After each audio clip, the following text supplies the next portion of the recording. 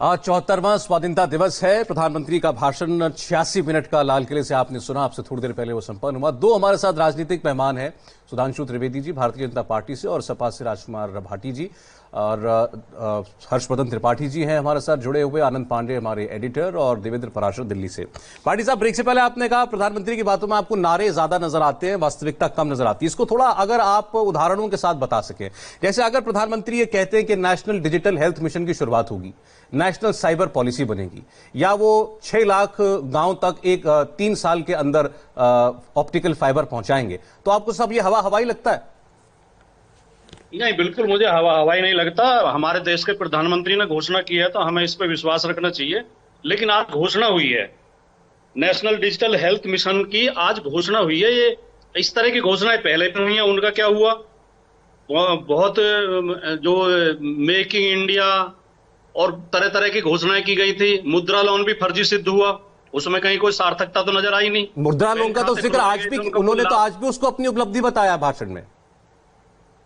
नहीं, अब उपलब्धि कहीं मुद्रा लोन में उपलब्धि दिखाई दे रही हो किसी को? कोई 10 आदमी लाके दे दे जिसे मुद्रा लोन से रोजगार मिला हो।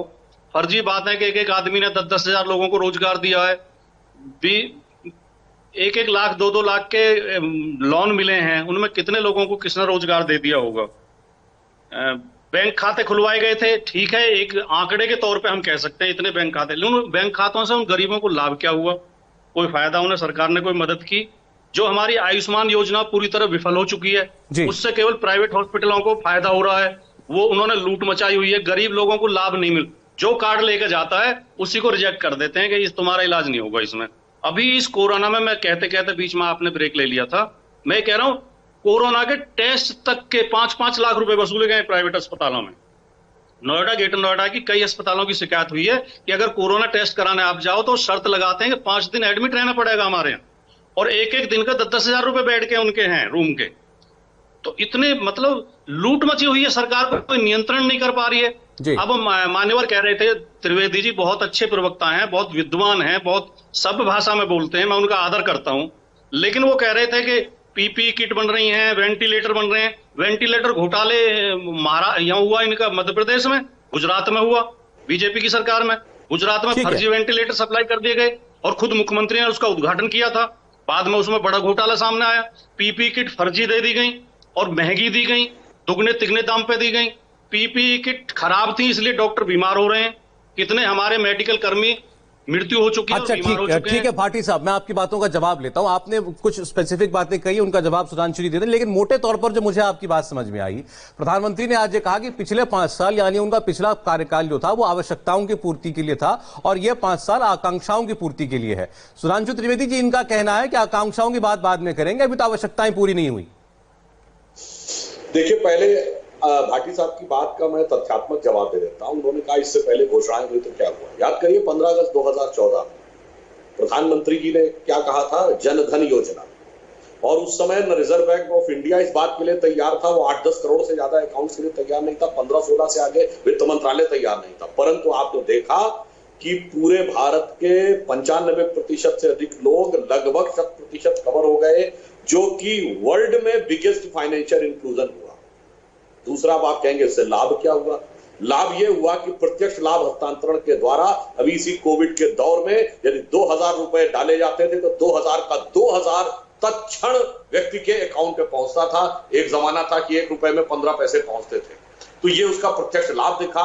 जिस समय स्वच्छता अभियान, ऐसे ही 15 अगस्त 2014 को उन्होंने घोषणा की थी, और आज भारत 97% सैनिटेशन कवर हो गया कि कई तमाम ऐसे गांव हैं जो कि खुले में शौच से मुक्त हो गए। तो ऐसा नहीं ये प्रयास किया। और मैं एक और उदाहरण देना चाहता हूं, आपने कहा नहीं हुआ। अरे एक जमाने में लोग कहते हैं कि जनता कहती है हमें और चाहिए और चाहिए।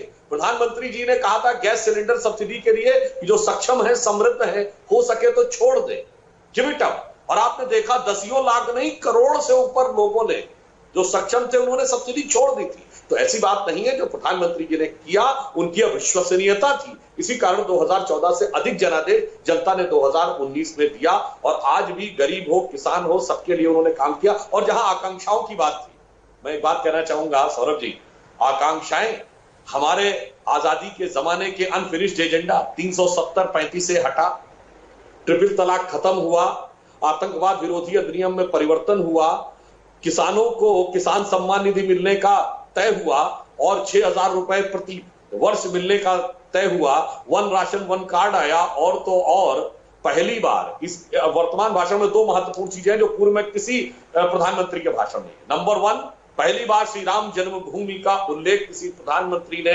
लाल किले की प्राचीर से किया। नंबर 2, प्रधानमंत्री जी ने 7वीं बार लाल किले पर ध्वजारोहण किया है।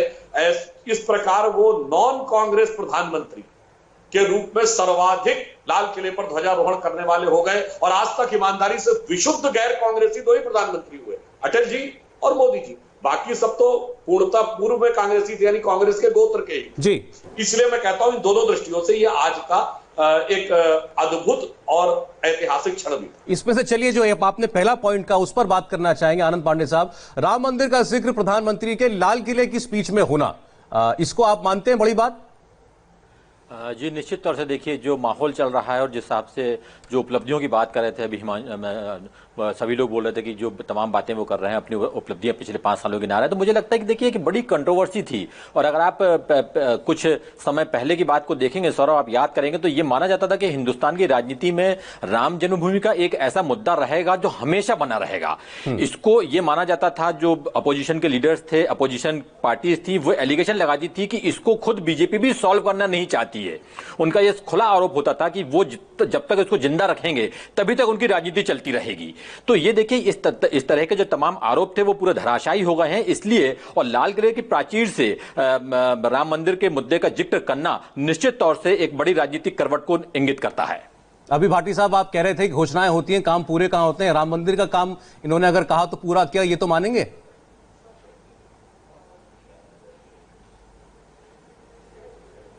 सुप्रीम कोर्ट में जाके उसका फैसला हुआ है, ट्रस्ट उसको बना रहा है।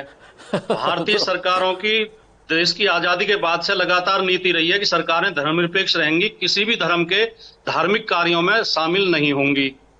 प्रधानमंत्री जी ने उस नीति को तोड़ के एक मंदिर के शिलान्यास में शामिल हुए, वो ये अलग विषय है।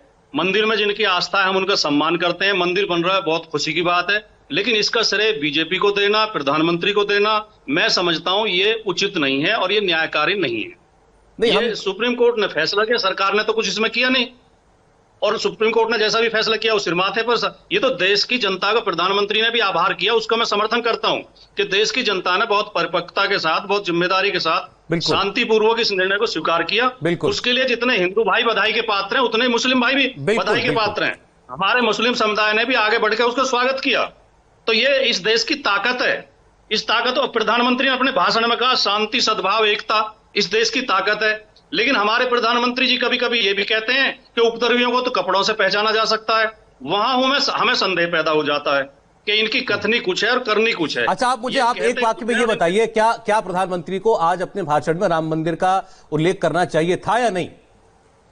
नहीं, हमें कोई ऐतराज नहीं, ये उनका निर्णय है, वो करें। हम सम्मान करते हैं, हम राम का भी सम्मान करते हैं, राम भक्तों का भी सम्मान करते हैं, मंदिर का भी सम्मान करते हैं। और ज्यादा सद्भाव के साथ अगर ये दोनों पक्षों की सहमति से कोर्ट के बाहर जो हम चाहते थे अगर बन जाता तो और भी बढ़िया होता। ठीक है, लेकिन कोई बात नहीं, अभी भी मुस्लिम समुदाय ने उसे स्वीकार किया और देश में शांति है, मंदिर बने, इसमें हमें क्या आपत्ति। लेकिन आपको लगता है कि इसका श्रेय कम से कम बीजेपी ना ले? सुधांशु जी, बीजेपी का कोई रोल ही नहीं है इसमें, श्रेय की बात अलग है। बीजेपी ने तो इसमें रोड़े अटकाए हैं। वो अच्छा जवाब ले लें, अगर रोड़े अटकाए हैं, ये आरोप है उल्टा कि इसके राह में तो आपने रोड़े अटकाए। जवाब ले लें एक मिनट जी सुधांशु जी। देखिए, पहली बात, प्रधानमंत्री जी ने क्या कहा कि यह विषय आया सदियों का विषय पटाक्षेप को, और देश की जनता ने जिस शांति और समझदारी का परिचय दिया। देखिए, देश की जनता बहुत परिपक्व है, पर कई बार नेतृत्व का भी असर पड़ता है। वही श्री राम जन्मभूमि का विषय, जब मुलायम सिंह जी पहली बार मुख्यमंत्री थे तो क्या भयानक देश में विप्लव हुआ था, वही आज देखिए 30 वर्ष के बाद कितना शांति से हुआ। जहां तक रोड़े अटकाना और करने की बात है तो मैं सिर्फ 2 फैक्ट सामने रखना चाहूंगा। न्यायालय का निर्णय हुआ, बिल्कुल सही बात है। आपको पता है सर्वोच्च न्यायालय में निर्णय आया तो ये कहा गया था कि सारे के सारे डॉक्यूमेंट चूंकि फारसी और उसमें है इसमें संस्कृत में, तो हिंदी में अनुवाद तो था, पर सर्वोच्च न्यायालय की भाषा अंग्रेजी है, तो हजारों पन्नों का अंग्रेजी में अनुवाद करना था। सरकार ने रात दिन लगाकर तत्क्षण उसका जितनी जल्दी संभव था चंद महीनों में अनुवाद करा के प्रस्तुत किया। उससे पहले 2003 में जब अटल जी की सरकार थी तो हम लोगों ने रडार मैपिंग की टेक्नोलॉजी यूज करके नीचे नक्शा दिखा कि कुछ स्ट्रक्चर है, कोर्ट के सामने रखा था, कोर्ट से खुदाई करवाई, उससे जो साक्ष्य निकले उन्होंने 2010 में कहती है हम कोर्ट का सम्मान करते हैं। अरे 2010 के इलाहाबाद उच्च न्यायालय के लखनऊ खंडपीठ के निर्णय में ही केंद्रीय गुंबद श्री राम लला विराजमान को दे दिया था और आपकी पार्टी ने कभी नहीं माना, उसको बाबरी मस्जिद कहते रहे। 92 में ढांचा गिरने के बाद अस्थायी मंदिर सर्वोच्च न्यायालय ने पूजा अर्चना कही, परंतु 93 में देश याद रखेगा कि श्री मुलायम सिंह यादव जी ने यह कहा था कि मैं बाबरी मस्जिद बनवाऊं। आज मंदिर का शिलान्यास श्री राम जन्मभूमि न्यास कर रहा है, वहां प्रधानमंत्री के जाने की आपत्ति है। सुधांशु जी, मैं आपकी बात मैं आता हूं सर आपके पास। रहा इस वक्त गृह मंत्री की तस्वीर आ रही है। गृह मंत्री अमित शाह देखिए उन्होंने झंडा फहराया और मुझे लगता है ये उनके घर की तस्वीर होगी क्योंकि कोरोना से वो रिकवर हुए हैं। कल ही उन्होंने ये संदेश दिया था कि कोरोना उनका टेस्ट जो है वो नेगेटिव आया है, लेकिन अभी भी वो होम क्वारंटीन में है। वो बहुत मुमकिन है कि उनके घर की ये तस्वीर हो और यहां पर उन्होंने झंडा फहराया, सलामी ली और राष्ट्रगान हुआ वहां पर। तो ये गृह मंत्री अमित शाह की तस्वीर और काफी अरसे के बाद ये तस्वीर उनकी दिखाई दे रही है क्योंकि इससे पहले जब तकरीबन हफ्ता 10 दिन पहले ये खबर आई थी कि उनको कोरोना हो गया है, उसकी जानकारी उन्होंने ट्वीट करके दी थी। फिर वो गुड़गांव के एक अस्पताल में भर्ती रहे काफी दिन। कल उन्होंने बताया कि उनका रिपोर्ट नेगेटिव आई है। इसके बाद वो अपने घर आ गए, घर में लेकिन अभी भी क्वारंटीन है। और लेकिन अच्छा लग रहा देख करके कि कम से कम देश के गृहमंत्री अब स्वस्थ हैं और कोरोना को हरा करके वापस अपने कामकाज पर लौट आए हैं।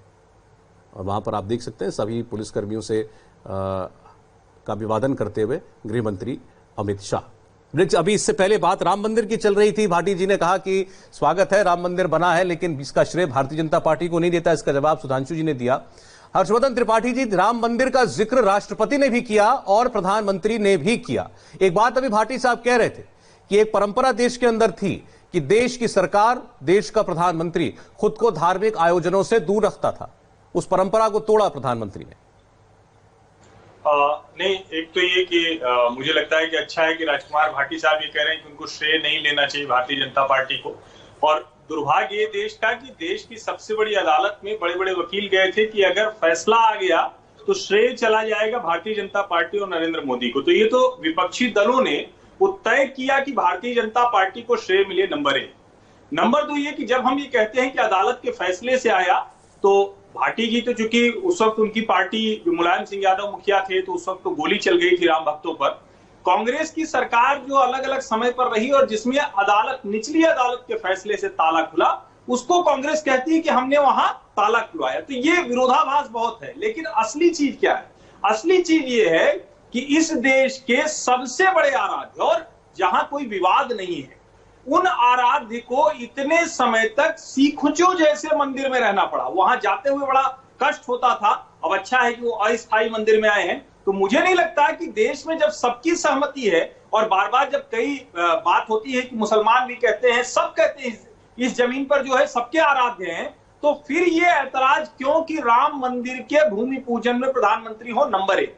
नंबर 2 ये कि मैं एक बात बार बार कहता हूं कि हमने अपने आराध्य को दरिद्र बना दिया और हम दरिद्र होते चले गए। उत्तर प्रदेश की दुर्दशा आप देखिए और राम मंदिर को धीरे धीरे बेड़ियों में बांधते हुए और पूरे अयोध्या और अयोध्या के साथ अवध, अवध के साथ पूरा प्रदेश, उसकी दुर्दशा आप देख लीजिए।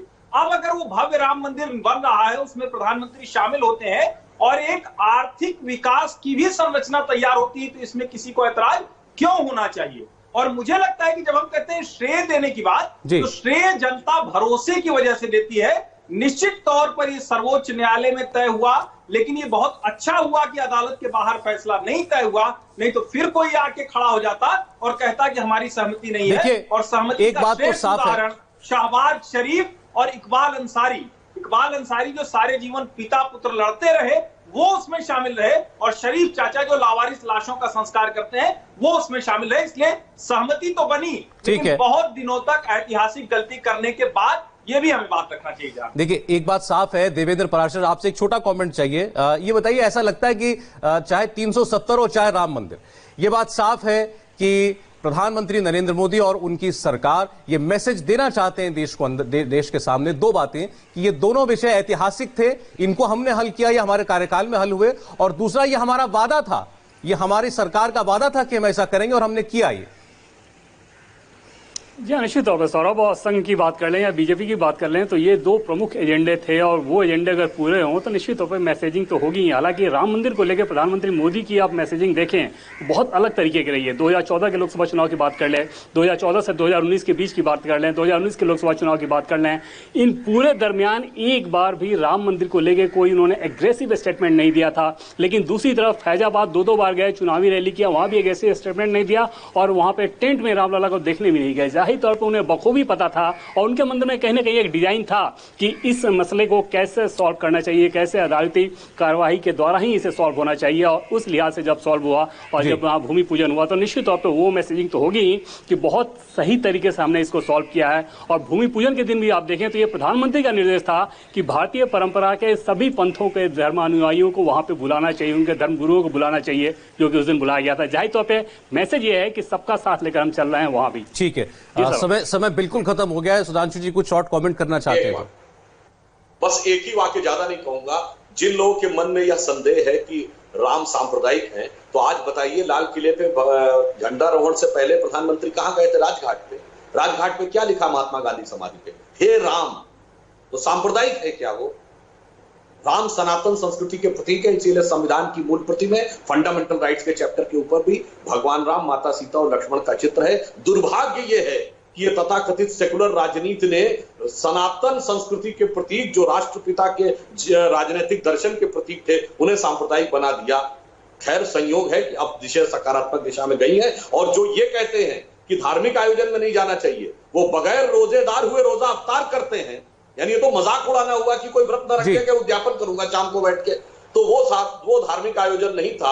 और राष्ट्रपिता और सनातन संस्कृति के प्रतीक राम के मंदिर का शिलान्यास धार्मिक आंदोलन था, धार्मिक आयोजन था। तो इसे मैं सिर्फ ये कहूंगा कि जैसी नजरें देखना चाहती हैं, नजारा वैसा ही देखिए। अब अगर भाटी साहब को मौका नहीं दिया तो अनुचित होगा। भाटी साहब, लेकिन समय बहुत कम है। मैं एक ही वाक्य बोलना चाहता हूं कि राम मंदिर का फैसला सुप्रीम कोर्ट से होने के बाद सभी पार्टियों ने, सभी नेताओं ने, सभी धर्मों ने, सभी वर्गों ने उसका स्वागत किया। सब राम मंदिर में सहयोग कर रहे हैं। तो अब ये बार बार विवाद खड़ा करके उसका राजनीतिक लाभ क्यों लेना चाहते हैं? ये ऐसा प्रस्तुत करना चाहते हैं कि केवल हम ही मंदिर और राम के भक्त हैं और ये बाकी सब लोग इसके विरोधी हैं। ऐसा नहीं है, ये पूरे देश की आस्था है।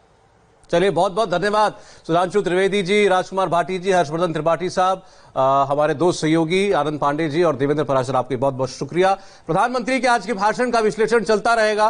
विपक्ष के पास भी बहुत कुछ कहने को होगा उसके ऊपर, वो भी आपको हम दिखाएंगे।